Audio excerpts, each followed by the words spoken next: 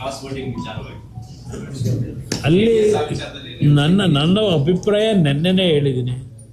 ಇವತ್ತು BJPಯ ಸ್ನೇಹಿತರುಗಳು ಧರ್ಮಸ್ಥಳಕ್ಕೆ ಹೋಗಿ ಶಾಸಕಾಂಗ ಪಕ್ಷದ ಸಭೆ ಕರಿಬೇಕು ಅನ್ನೋದೇನಿದೆ, ಕರೀತಕ್ಕಂಥದ್ದು ತಪ್ಪು ಅಂತ ನಾನೇನು ಹೇಳಲ್ಲ. ಆದರೆ ನನ್ನ ಅಭಿಪ್ರಾಯದಲ್ಲಿ ಮುಗಿದೋಗಿರೋ ಅಧ್ಯಾಯ. ಯಾಕೆಂದರೆ ಈ ಸರ್ಕಾರದಲ್ಲಿ ಯಾರನ್ನು ಬೇಕಾದರೂ ಬ್ಲ್ಯಾಕ್ ಮೇಲ್ ಮಾಡ್ತಾರೆ, ಯಾರಿಗೆ ಬೇಕಾದರೂ ಯಾವ ರೀತಿಯ ಆಮಿಷಗಳನ್ನು ಒಡ್ಡಿ ಅವರನ್ನು ಬದಲಾವಣೆ ಮಾಡ್ಕೋಬೋದು ಅಂತಕ್ಕಂಥವ್ರು ಎಕ್ಸ್ಪರ್ಟ್ಗಳಿದ್ದಾರೆ. ಅದರಿಂದ ಈ ಒಂದು ಚುನಾವಣೆಯಲ್ಲಿ ಕ್ರಾಸ್ ವೋಟಿಂಗ್ ಏನಾಗಿದೆ, ಇದೇನು ಹೊಸದಲ್ಲ. ಇವತ್ತು ಪಕ್ಕದಲ್ಲಿ ಅದ್ಯಾವುದೋ ಜಾರ್ಖಂಡ್ನಲ್ಲಿ ಕಾಂಗ್ರೆಸ್ದೇ ಆಗಿದೆಯಲ್ಲ. ಇಲ್ಲಿ ಪ್ರಶ್ನೆ ಇರೋದು ಮ್ಯಾನ್ ಪವರು, ಮಸಲ್ ಪವರು, ಮನಿ ಪವರು. ಇದರಲ್ಲಿ ಏನು ಬೇಕಾದರೂ ಮಾಡ್ತಾರೆ. ಈ ಚುನಾವಣೆಯಿಂದ ನಾನು BJPಯ ನನ್ನ ಮಿತ್ರ ಪಕ್ಷದ ಸ್ನೇಹಿತರಿಗೂ ಹೇಳ್ತೇನೆ, ಯಾರು ಯಾವುದೇ ಕಾರಣಕ್ಕೂ ಆತಂಕಕ್ಕೆ ಒಳಗಾಗೋದು ಬೇಡ.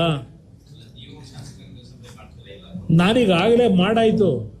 ಇನ್ನು ನೋಡಿ, ಈಗ ನಮ್ಮ ಪಕ್ಷದ ಒಂದು ಕ್ರಾಸ್ ವೋಟಿಂಗ್ ಏನಿದೆ, ಮಾರನೇ ದಿವಸಲೇ ನನ್ನ ಪಕ್ಷದ 17 ಶಾಸಕರಿಗೂ ಬರಲಿಕ್ಕೆ ಹೇಳಿದೆ.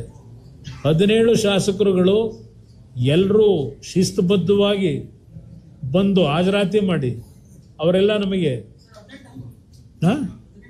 18 ಇಲ್ಲ 17 ಅವ್ರು ಒಂದು ಆಗಲೇ ಹೋಗಿ 2 ವರ್ಷ ಆಗಿದೆ. ಅವ್ರ ಬಗ್ಗೆ ಚರ್ಚೆ ಬೇಡ.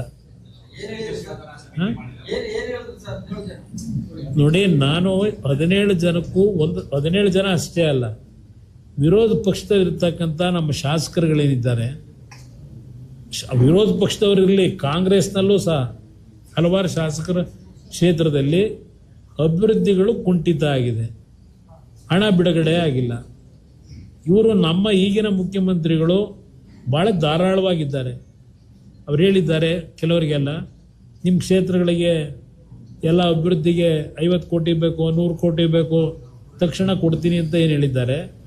ನೀವು ಅಲ್ಲ ನೆನ್ನೆ ಪತ್ರಿಕೆಯಲ್ಲಿ ಬರೆದಿದ್ದೀರಿ, ಅದ್ಯಾರೋ 18 ನಂಬರ್ ಹೇಳಿದ್ರಲ್ಲ, 17 ಅಲ್ಲ 18 ಅಂದ್ರಲ್ಲ, 18ನವ್ರು ಹೋಗಿ ಮೊನ್ನೆ ಮುಖ್ಯಮಂತ್ರಿಗಳನ್ನ ಭೇಟಿ ಮಾಡಿದ್ದಾರೆ.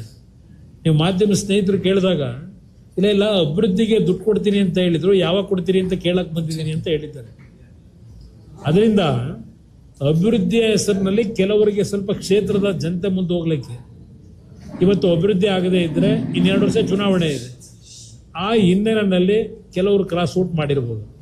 ಅದರಿಂದ ಈ ಒಂದು ವಿಷಯವನ್ನು ಇಲ್ಲಿಗೆ ಬಿಟ್ಟು 2028 ಇಂಥ ಕೆಟ್ಟ ಸರ್ಕಾರ ಕಿತ್ತೋಗಲಿಕ್ಕೆ ಏನು ನಾವು ಪ್ಲಾನ್ ಮಾಡಬೇಕು ಅದರ ಕಡೆ ಗಮನ ಕೊಡಬೇಕು ಅನ್ನೋದು ನನ್ನ ಅಭಿಪ್ರಾಯ. ಏನು ಹೇಳಿ? ಯಾರಿಗೆ ಪ್ರಾಣ? ಏನಂತ